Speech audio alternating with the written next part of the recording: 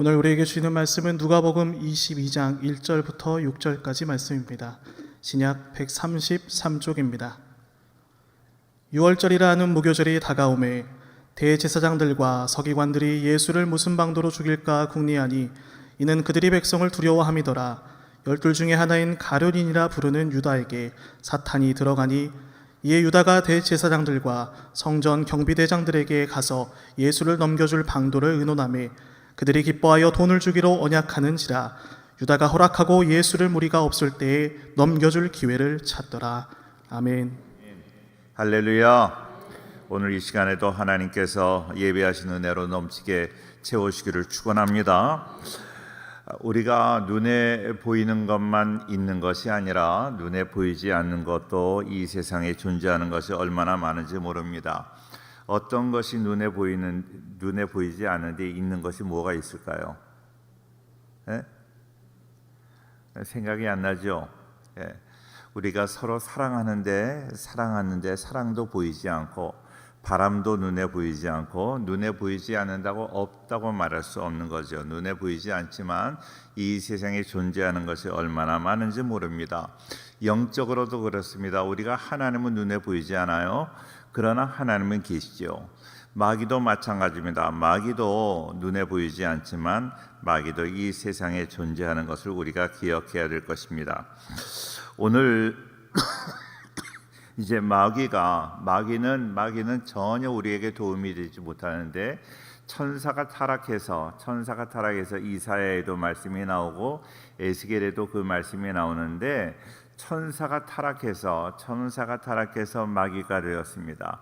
마귀와 사탄은 같은 이야기고요. 마귀와 사탄은 하나입니다. 하나. 우리 찬송하는데 마귀들과 싸울지라 그렇게 찬양하는데 이 신학적으로 문제가 있어요. 그 마귀와 싸울지라 그렇게 하는 것은 운율이 맞지 않기 때문에 마귀들과 그렇게 이야기를 하고 정서적으로 우리는 그거를 그냥 마귀의 졸개들 귀신으로 이해를 하고 있지만 정확하게 표현한다면 틀리는 이야기죠. 마귀는 그렇게 천사가 타락한 존재, 하나님 나라에서 쫓겨나서 이 세상을 떠돌면서 하나님을 직접적으로 대적하지 못하니까 하나님의 종들, 하나님의 백성들을 대적함으로 하나님을 떠나게 하는, 하나님 나라를 방해하는 그러한 일을 하고 있습니다. 그 마귀는 여러 가지의 특성이 있지만 특별히 우리를 거짓말로 유혹을 합니다. 마귀의 계획은 우리를 유혹해서 하나님으로부터 떠나게 하는 거예요. 그래서 구원받지 못하게 하는 것입니다. 그리고 우리의 공동체, 하나님께서 주신 축복의 공동체, 이 인스티튜트를 다 이렇게 파괴시키는 것, 교회를 파괴시키고 우리의 가정을 파괴시키는 그러한 일을 하고 있는 것입니다. 도저히 아무것도 도움이 되지 않는 그 마귀, 오늘 마귀의 이야기를 좀 하려고 하는데 오늘 1절 말씀을 먼저 제가 읽고 2절을 같이 보겠습니다. 6월절이라 하는 무교절이 다가오매 2절 시작. 대제사장들과 서기관들이 예수를 무슨 방도로 죽일까 궁리하니 이는 그들이 백성을 두려워함이러라 그랬습니다. 마귀가 어떤 사람을 사용하는가 하는 것을 이야기하려고 하는데 여기 6월절이라고 하는 무교절, 6월절과 무교절은 같기도 하고 다르기도 해요. 같기도 하고 다르기도 합니다. 무교절 그 절기는 한 주간 지나는데 6월절은 하루잖아요. 그렇게 다르기도 하지만 같은 그런 절기 안에 있기 때문에 같기도 하고 다르기도 합니다. 6월절, 무교절. 대제사장들과 서기관들이 예수를 무슨 방도로 죽일까 궁리했다 그렇게 이야기를 합니다.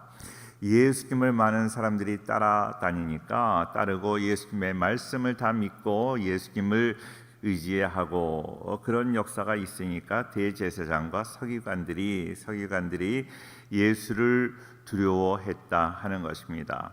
3절 말씀 그런 상황에서 벌어집니다. 3절 시작. 12 중에 하나인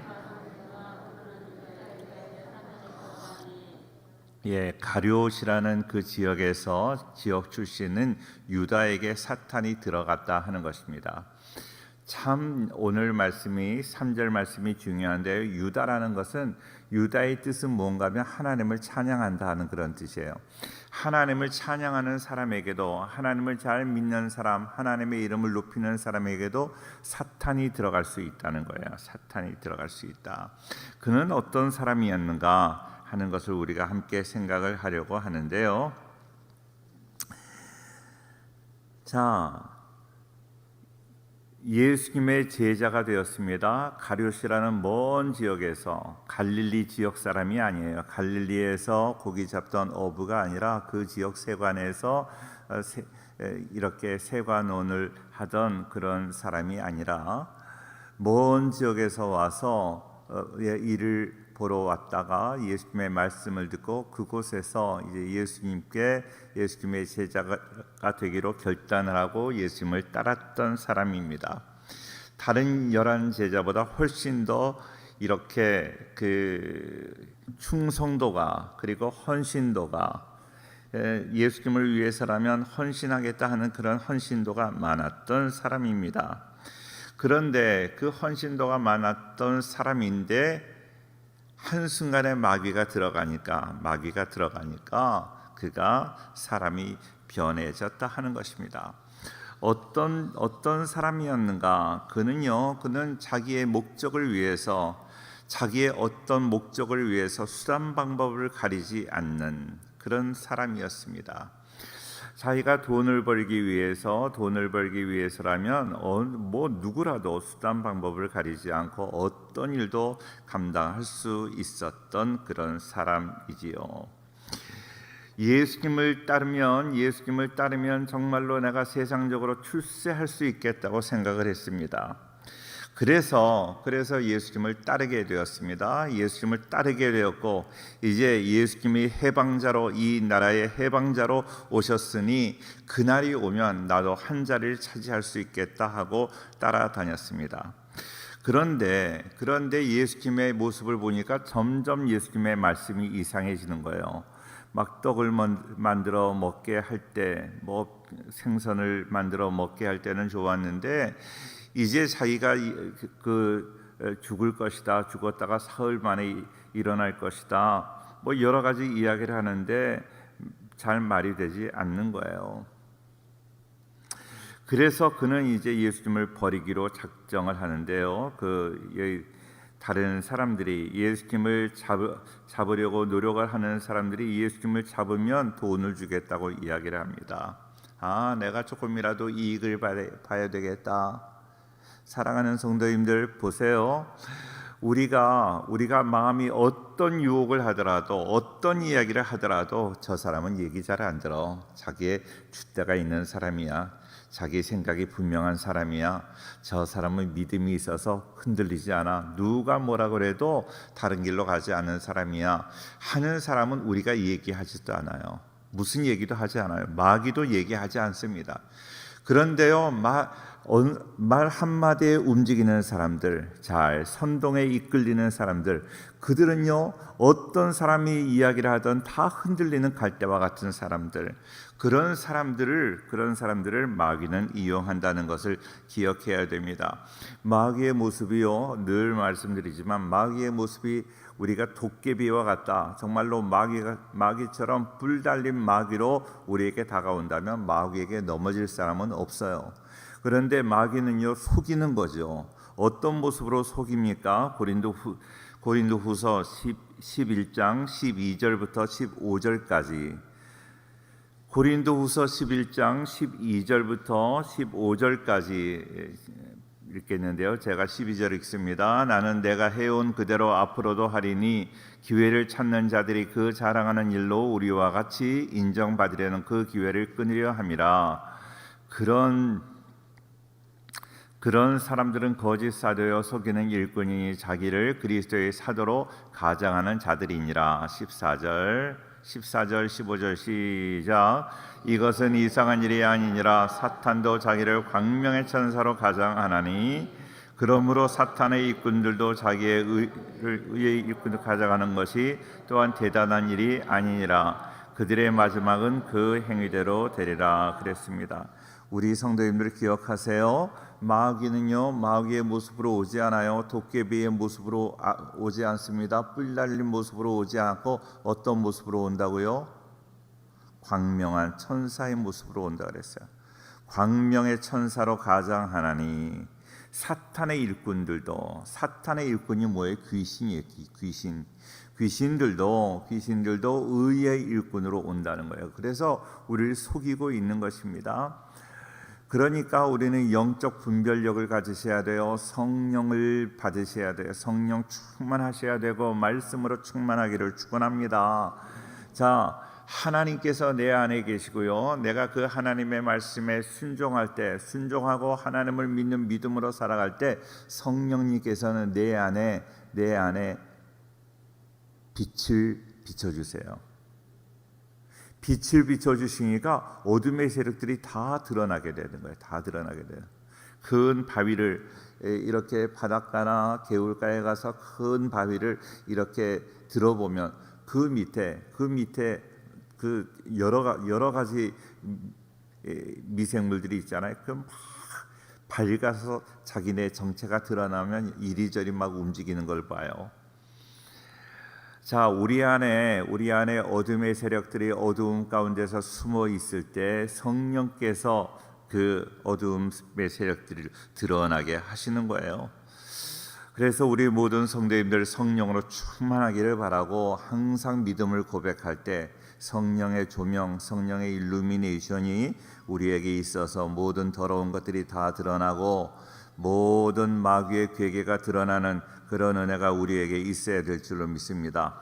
그리고 하나님 말씀 안에 우리가 흔들리지 않아야 돼요. 누가 뭐라 그래도 이건 하나님의 말씀이야, 나는 말씀을 지킬 거야 하는 그 결단이 우리에게 있지 않고 누가 뭐라 그러면 여기로 갔다가 저기로 갔다가 항상 왔다 갔다 하는 사람은요, 마귀가 이용하기가 너무나 쉬운 거예요.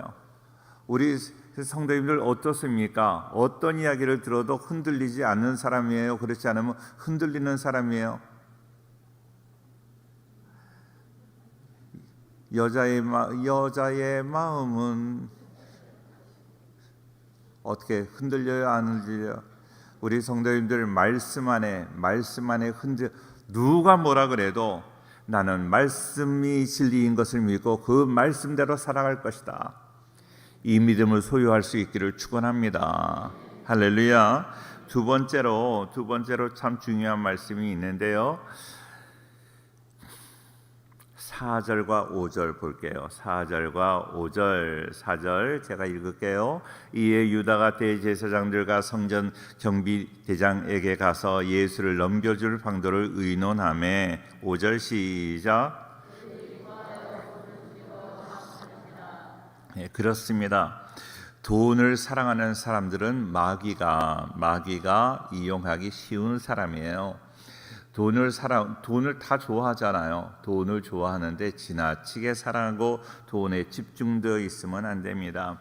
누가 어떤 돈을 준다고 그래도 내가 진리를 떠나서는 안 돼요. 돈을 준다고 함부로 살아서는 안 됩니다. 제가 그 신학교 졸업하고 강화에서 목회를 했다고 하잖아요. 그런데 강화는 화문석이 유명해요. 이 돗자리가 유명해요. 돗자리를 이렇게 그거를 제가 강화에서 살 때는 자리를 맨다고 그러더라고요. 자리를 맨다. 네, 그런 이야기를 해요. 돗자리를 잘 깔끔하게 잘 이렇게 가다듬어서 화문석을 이렇게 잘 만들면 그것을 이렇게 장날 가져가면 그런 아주 깔끔하게 깨끗하게 그렇게 맨 것들은 그렇게 만든 화문석은 비싸게 받고 대충 막 이렇게 대충 한 화문석은요 좋다고 그러는데 그거는 이렇게 화날 때 가져가면 안 되는데 사람들이 확인하니까 그러니까 막 새벽 일찍 팔든지 저녁 때 늦게 그걸 팔고 사람들이 보려고 그러면 빨리 돈을 먼저 달라. 그래서 돈을 막 받는 순간에 그냥 뒤를 쳐다보지 않고 막 달려야 된대. 그렇게 인생을 살면 안 됐는데 그런 이야기를 들었어요. 자, 그런데 그분들이 그 장날이 지금도 그러겠죠. 2일과 7일 그리고 12일과 17일, 22일과 27일 장날이에요. 5일장 서게 되는데 주일이 장날이 되면 교회를 안 나오는 거야. 그러니까 화문석을 팔아야 되니까 교회를 안 나오는 거예요. 그런데 왜 이렇게 장날이 잘 걸려 주일에? 그분들이요. 그러면서 그래요. 제가 전도사 때 전도사님 화문석을 팔아야 교회에다 헌금을 하고 그러니까 그래야 교회도 좋고 자기도 좋고 그렇다는 거예요. 그 교회를 안 나와요. 교회가 그 주일 낮 예배가 다 끝나고 나면 그때 장에서 들어오는 거예요. 우리는 예배가 끝나서 인사하고 그러는 시간에 오시는 모습을 뵙고 그래서 참 마음이 안타까운 거예요. 우리 성도님을 아무리 장날이라고 그래도 예배 드리는 것은 흔들리지 않아야 되는데 그는 그러지 못했다 하는 거예요. 가룟 유다는 이름이 좋은 가룟 출신이라고 그랬잖아요. 열심당원 젤롯 당입니다. 독립운동가의 지금으로 말하면 이스라엘이 로마로부터 독립됐던 것을 소원했던 사람입니다. 그러다가 예수님을 만났습니다. 예수님이라면 우리나라를 독립시킬 지도자라고 생각을 했습니다. 그래서 그의 제자가 되었습니다. 그를 따라다녔습니다. 그런데 결정적인 약점이 있습니다. 돈에 대해서 애착이 많았어요. 예수님의 12 제자의 그 돈꾀를 맡아서 재정을 맡아 관리하는 사람이었습니다. 아마도 자청해서 그런 일을 했던 것 같습니다. 자청해서 예수님이 자꾸 자기 기대와 다른 행동을 하십니다. 말씀하시는 걸 보니까 이상해져요. 맨 처음에는 죽은 자도 살리시고 오병이어의 기적도 일으켜주시고 그랬는데 사역을 점점 해가시면서 예수님이 자꾸 이상한 말씀을 하시잖아요. 나는 죽을 것이다. 내가 죽은 지 사흘 만에 다시 살아날 것이다. 아버지께로 갈 것이다. 너희를 위하여 처소를 예비하러 간다. 알지도 못하고 깨닫지도 못하는 그런 이야기를 많이 하십니다. 마리아라는 사람이 와서 옥합 향유를 부어버릴 때 300데나리온 1년 그 일꾼들이 1년 동안 일하고 받을 싹쓸 한순간에 다 허비하는 그것을 보고 너무나 아까웠어요. 얘 이것을 가지면 가난한 사람을 얼마나 돕겠는가 그렇게 이야기를 해요. 가룟 유다와 같은 그런 이야기를 우리가 이 세상에서도 많이 듣죠. 하나님의 나라를 위해서 일할 때 항상 우리는 마음이 아픈 이야기를 들어요. 가난한 사람들을 도와주려면 이거 얼마나 많은 사람을 도와주겠는가 하는 그런 이야기를 많이 듣습니다. 사랑하는 성도님들 잘 기억하셔야 돼요. 가룟 유다 입장에서는 이게 이해가 되지 않았어요. 하나님을 위해서 헌신하고 예수님을 위해서 내가 헌신하는 게 도저히 이해가 되지 않았어요. 이래서 안 되겠다는 생각을 했습니다. 예수님을 따라다니다가는 독립은 고사하고 아무것도 되지 않겠다. 내가 어떤 자리도 차지할 수 없겠다. 자기 이익만을 생각하는 그런 사람이었습니다. 그래서 유다에게 사탄이 들어가서 그는 대제사장과 서기관들이 미워한다는 사실을 알고 그들에게 예수님을 팔기로 작정을 합니다. 예수님을 판 돈이 은 30냥밖에 되지를 않아요. 그런데 그거 받으려고 몸부림하는 것입니다. 자, 보십시오. 요한복음 12장 6절에 그가 어떤 모습으로 살았는가 하는 것을 보여주고 있는데요. 요한복음 12장 6절 말씀 같이 한번 보겠습니다. 다 같이 시작. 이렇게 말함은 가난한 자들을 생각함이 아니요 그는 도둑이라.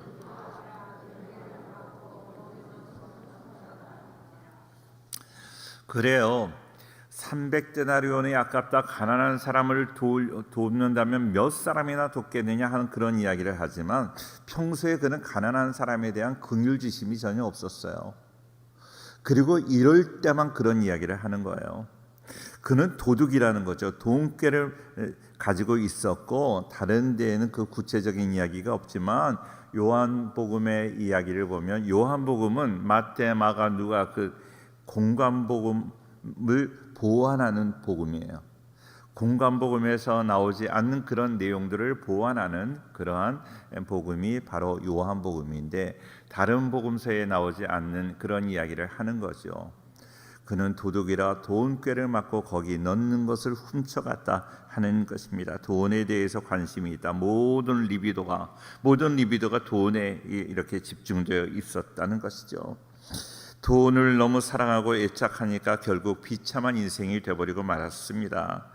사탄이 그를 쥐고 흔들기가 너무 쉬웠던 거예요. 자기 이익만을 위해서 살았기 때문에 이익을 위해서라면 예수님도 죽일 수 있다. 그러니까 마귀가 사용하기가 얼마나 좋아요. 우리는 어떤 일이 있어도 나는 주님을 따르겠습니다. 주님을 끝까지 붙잡고 살겠습니다. 나는 우리 예수님이 나의 주인이 되심을 믿습니다. 그리고 흔들리지 않는 사람은 마귀가 공략하기가 너무 어려운 거죠.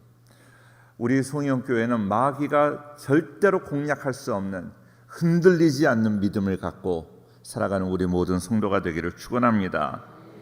가룟 유다는 마귀가 뒤흔들기가 너무나 좋아요. 마귀가 기회를 봐서 다른 사람 잘 유혹하지 못하겠으면 그 가룟 유다에게 와서 유혹을 하면 가룟 유다는 그냥 넘어가는 거예요.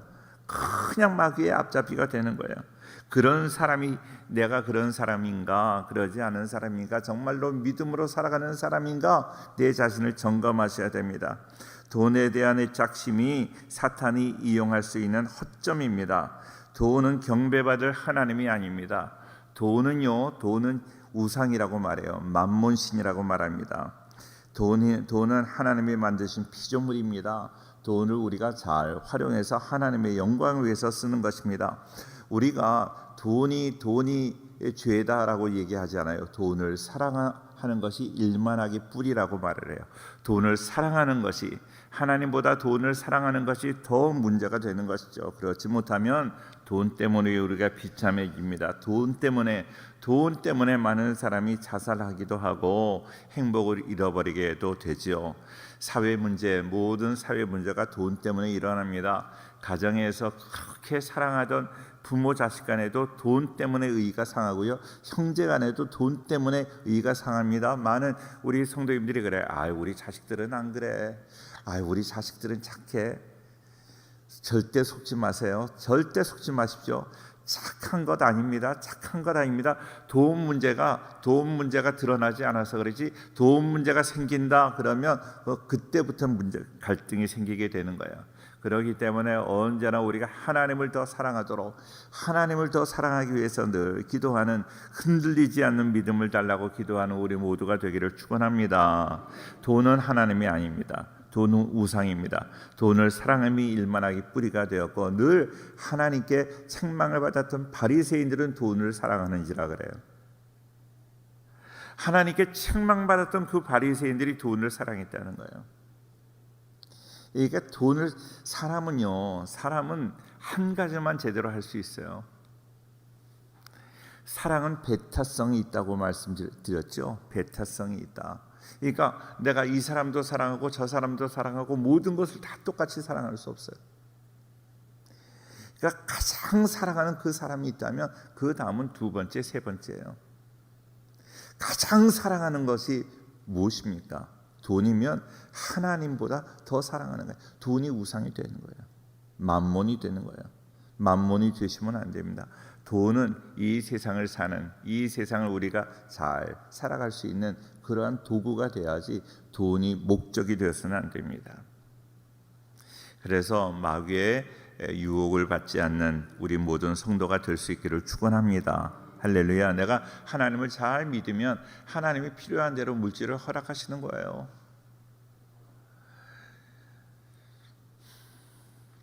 조지 뮬러 고아의 아버지 조지 뮬러를 우리가 너무나 잘 알잖아요. 그런데 그 조지 뮬러는요 돈을 구하지 않았어요. 하나님의 사역을 위해서 늘 하나님의 나라를 위해서 어려운 그 고아를 위해서 늘 기도하고 그들을 잘 돌보도록 그렇게 기도했더니 하나님께서 그의 기도를 5만 번이나 들어주셨다.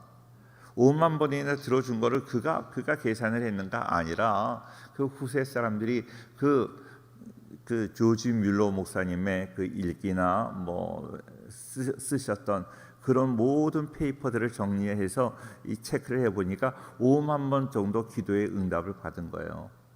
그러니까 고아를 이렇게 섬기고 있으니까 때로 먹을 것이 없고 때로 부족하고 그럴 때마다 하나님께 기도하면 놀랍게 역사하셔서 그에게 공급하셨다는 거 아니겠습니까?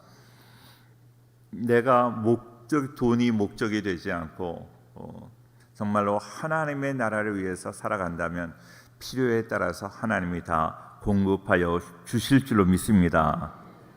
세 번째로 예수님이 누구인지 제대로 모르는 사람. 예수님을 모르는 사람에게 마귀가 다가와요. 마귀가 들어갑니다. 흔들기가 좋아요. 우리 성도님들 예수님이 누구십니까? 물어보면 한마디로 말씀을 잘 못해요. 우리가 전도하라 그러면 전도를 교회 나와요. 그 이상 우리가 잘 못할 때가 있어요. 너희가 세상에서 그 세상 사람들이 질문할 때 대답할 것을 준비하라고 이야기를 해요. 아폴로기아라고 하는데 변증 아폴로기아라고 하는데 우리가 세상 사람들에게 말할 것을 준비하셔야 됩니다. 예수님이 누구십니까? 그러면 담대하게 말씀하세요. 나의 인생의 주인이 되시고 나의 구원자가 되십니다. 한번 해보세요. 나의 인생의 주인이 되시고 구원자가 되십니다. 시작. 담대하게 이야기를 할 수 있어야 돼요. 베드로가 주는 그리스도시요 살아계신 하나님의 아들입니다 하고 담대하게 이야기를 할 때 그거 참 하나님이 얼마나 기뻐하세요.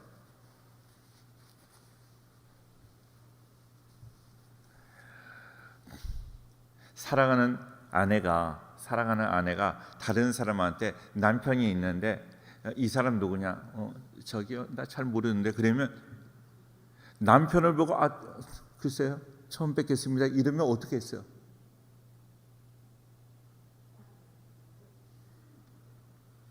내 사랑하는 남편입니다. 내 사랑하는 아내입니다 하고 담대하게 얘기해 우리가 기분이 좋을 것 아니겠습니까?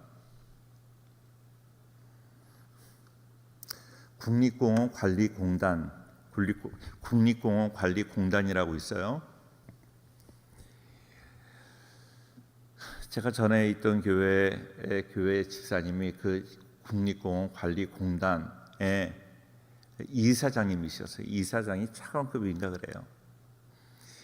그런데 그 이사장님이 이제 뭐 주변에 있는 목사님들 한번 여기 국립공원을 한번 오십시오 하고 이렇게 거기를 시찰하도록 그렇게 허락해 주셔서 국립공원관리공단 이사장 사무실에 제가 갔잖아요.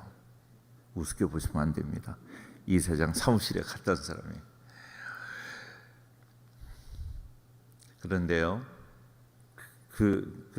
이렇게 소파 앞에 이게 유리를 깔아놓고 거기다가 뭐를 갖다 놨는가 하면 신문사에서 신문 기자가 인터뷰한 기사를 적어놨어요.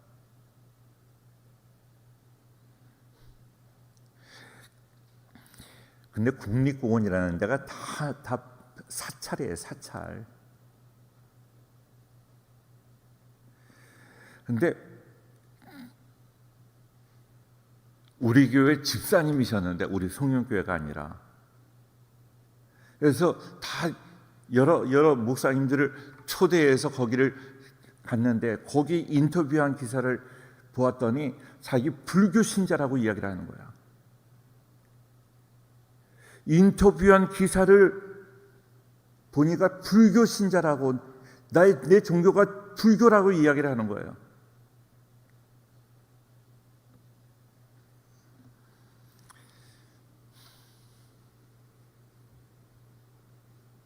제 마음이 또 잊혀지지가 않는 거예요. 하나님께서 우리의 모습을 보시고 마음 아프게 하시면 안 됩니다. 나는 하나님을 사랑합니다. 하나님을 믿습니다. 하나님은 나의 주인이 되십니다. 예수님은 나의 주인이십니다. 예수님만이 나의 구원자십니다 하고 세상을 향하여 마귀를 향하여 담대하게 선포하고 고백하는 우리 성도님들 되셔야 합니다. 할렐루야. 그래야 하나님이 기뻐하시죠. 나 모르겠는데요. 내 종교는 불교인데요. 너무 안타까운 거죠. 사랑하는 모든 성도님들, 정말로 담대함으로 주님께 사랑을 고백하는 예수님의 사랑, 하나님의 사랑을 고백한 것이 성경이에요. 내가 너희를 사랑한다, 너는 내 것이다. 얼마나 성경을 통해서 우리를 사랑하신다고 말씀하세요. 그 하나님께 나도 사랑을 고백하는 거죠. 나도 하나님 사랑합니다. 나 하나님이 영원토록 하나님만 붙잡고 살겠습니다. 하나님 나 정말로 하나님 좋아요. 하나님 사랑합니다.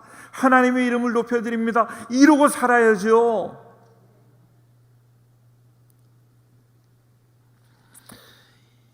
그러지 못하는 사람들, 주님을 부끄러워하는 사람들, 그 사람들에게 마귀가 그 사람들을 낚아채는 거예요. 그 사람들 중에서 역사하는 거예요. 마귀의 앞잡이가 되셔서는 안 됩니다. 하나님이 기뻐하시는 인생이 되어야 우리가 기도하는 것마다 기도하기 전에 우리 하나님께서 모든 것을 다 응답하시고 축복하여 주실 줄로 믿습니다.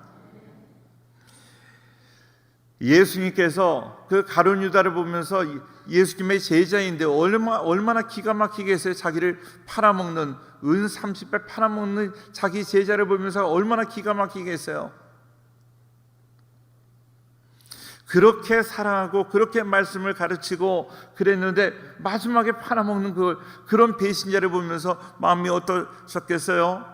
마태복음 26장 24절에 그래서 예수님께서 말씀하십니다. 마태복음 26장 24절 다 같이 한번 읽겠습니다. 마태복음 26장 24절. 자, 같이 읽어요. 시작. 인자는 자기에 대하여 기록된 대로 가거니와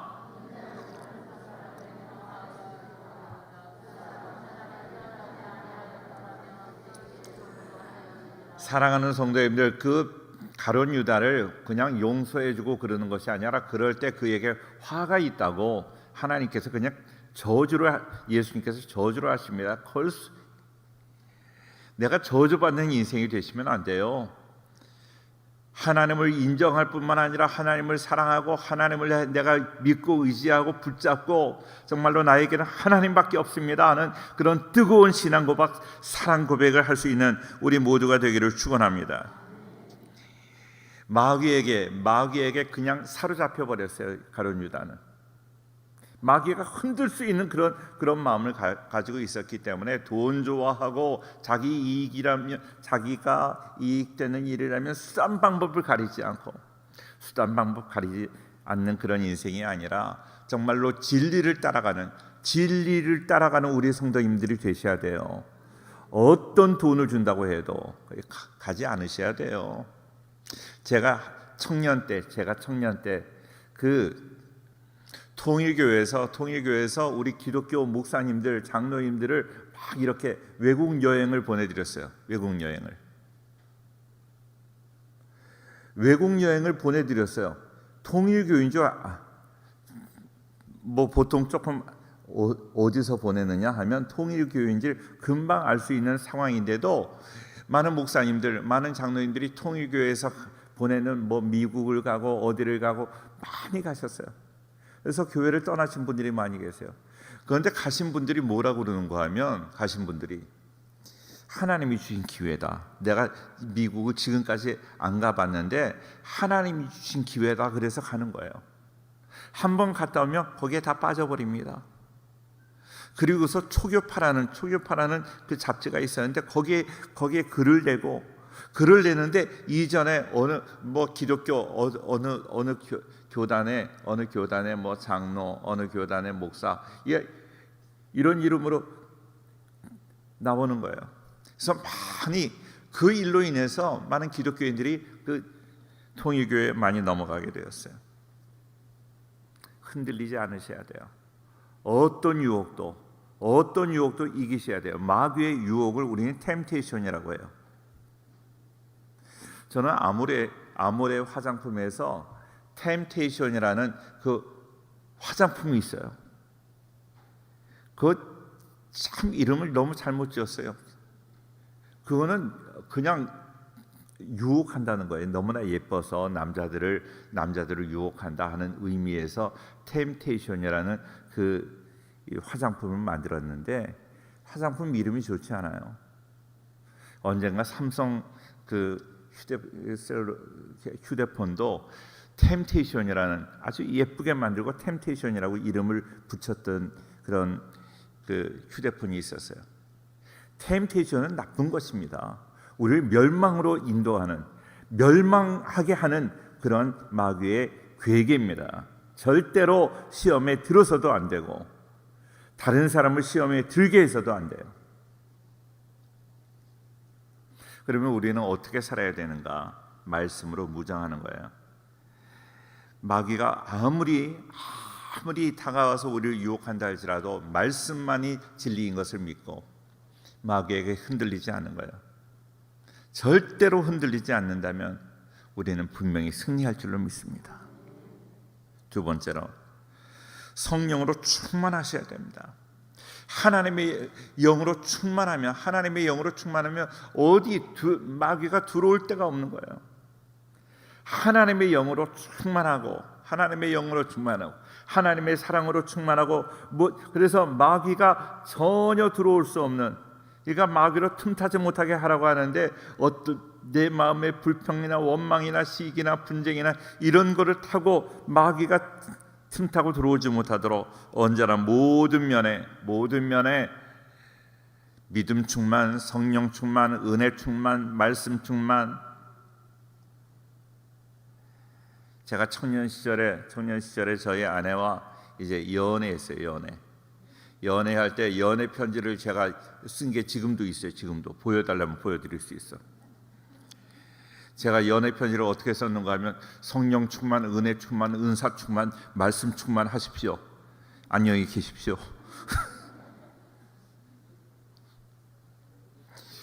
어떤 것도 들어오지 못하도록 성령으로 충만하셔야 돼요. 할렐루야. 다윗이 그런 성령 충만한 인생을 살았습니다. 사무엘상 17장 45절 한번 같이 읽어볼게요. 사무엘상 17장 45절 성령 충만하니까요. 그 어떤 사람도 두렵지 않았어요. 하나님의 영으로 충만할 때 두렵지 않습니다. 담대합니다. 저는 이런 담대함이 우리 모두에게 있기를 축원합니다. 성령 충만할 때 이런 거 주시는 거예요. 할렐루야. 같이 선포하는 마음으로 같이 읽겠습니다. 시작. 다윗이 블레셋 사람에게 이르되 너는 칼과 창과 단창으로 내게 나아오거니와 나는 만군의 여호와의 이름 곧 네가 모욕하는 이스라엘 군대의 하나님의 이름으로 네게 나아가노라. 아멘. 할렐루야.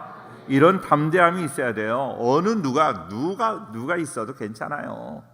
골리앗이 섰다고요? 골리앗 웃기지 말아라 하는 거예요. 근데 우리가 승리하기 위해서 영적 전쟁을 해야 되고 마귀와 싸워야 되고 그러는데 참 어렵다고 생각하는데 어렵다 하면 진짜 어려워요. 어려운 게 아니에요. 하나님이 함께 하심으로 우리는 승리할 줄로 믿습니다. 할렐루야.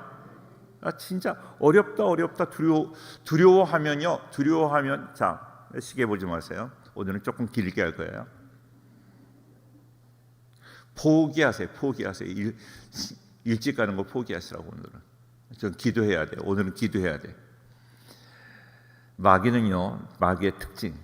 제가 이제 영적 전쟁 전공했으니까 조금 길게 해도 되잖아요. 마귀는요, 내가 누구를 두려워한다. 내가 두려워하고 저 사람 두려운데 어쩌지? 그러면 그 마음을 간파하고 그 사람을 통해서 나에게 더 두려움을 주는 거야. 그 사람을 통해서 더 괴로움을 주는 거야. 그러니까 내가 두려워하는 그것을 통해서 더 두렵게 만드는 거예요. 절대 그러니까 두려워하지 말아요. 하나님만 두려워하는 거예요. 하나님이 지키시면 내가 두려워하는 그 사람 아무것도 아니에요. 사람도 두려워하지 말고 돈도 두려워하지 말고 돈을 두려워하면 돈으로 계속 공격하는 거예요. 내가 두려워하는 그것이 공격할 수 있는 빌미가 되는 거예요. 절대 두려워하지 말아요. 그래서 너희는 세상을 두려워하지 말라고 말씀하시는 거예요. 자, 그런데 블레셋과 싸울 때, 다윗이 싸울 때 어땠습니까? 골리앗 장군이 있다고 두려워하잖아요. 골리앗은 두려워해야 될 그런 존재가 아니었습니다. 영적 전쟁을 하는데요, 얼마나 방해가 있고 방해가 얼마나 많은지 몰라요. 한 사람도 나를 도와주는 사람이 없어요. 하나님만 도와주시고 다른 사람은 도와주지 않아요. 그러니까 사람을 절대 의지하지 말아요. 마스크 썼을 때가 기회다 그러고 눈 감고 졸고 그러지 마요. 내가 돋보기 끼고 나와서 그래서 고개 숙이지 말고. 자, 사무엘상 17장 28절, 사무엘상 17장을 계속 좀 읽겠습니다. 28절. 그러니까 나를 돕는 사람이 없고 언제나 방해꾼들만 많이 있는 거예요. 자기의 형도 방해꾼, 그리고 사울 왕도 방해꾼, 다 자기를 도와주는 사람이 아니라 방해하는 거예요. 자기의 마음을 알아주는 사람이 한 사람도 없어요. 이 세상에서 내 마음 알아주는 사람이 있을 거라고 생각하지 말아요. 알아줄 사람이 없어요.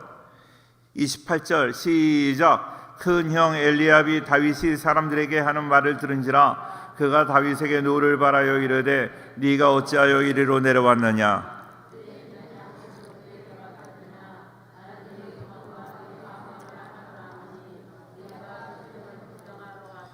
그가 교만하다고 그 형 엘리압이 얘기를 하는 거예요. 33절도 보겠습니다. 17장 33절 시작. 사울이 다윗에게 이르되 네가 가서 저 블레셋 사람과 싸울 수 없으리니. 골리앗에게 용사라고, 골리앗은 용사니까 네가 싸울 수 없다고 말하는 사람은 사울밖에 없어요. 성경 어디에도 골리앗을 용사라고 말하는 사람은 딱 한 사람밖에 없어요. 사울밖에 없어요. 누가 사울을 골리앗을 용사라고 이야기를 해요? 골리앗은 어떤 사람이라고 그랬어요? 골리앗의 다윗에 대한 설교를 제가 여러 번 말씀드렸기 때문에 한 번 더 말씀을 드립니다. 4절, 17장 4절 보세요. 골리앗이 어떤 사람인가?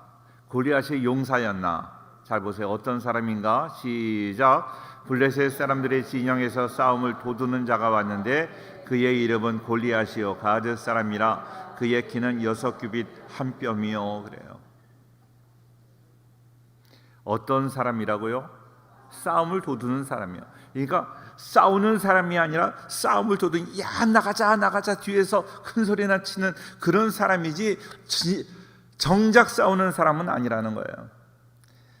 제가 덕수궁을 지나갈 때마다, 요즘은 안 그러는지 모르겠는데 옛날에는요 막 이렇게 키가 큰 막 2m, 우리나라에서 한두 사람 있는 그런 거인들, 한 2m 넘는 그런 사람들에게 이렇게 장군 옷을 입히고 갑옷을 입히고 큰 칼을 채우고 거기 덕수궁 앞에, 무슨 문이죠? 대한문 앞에 왔다 갔다 하고 그런 사람이 있었어요.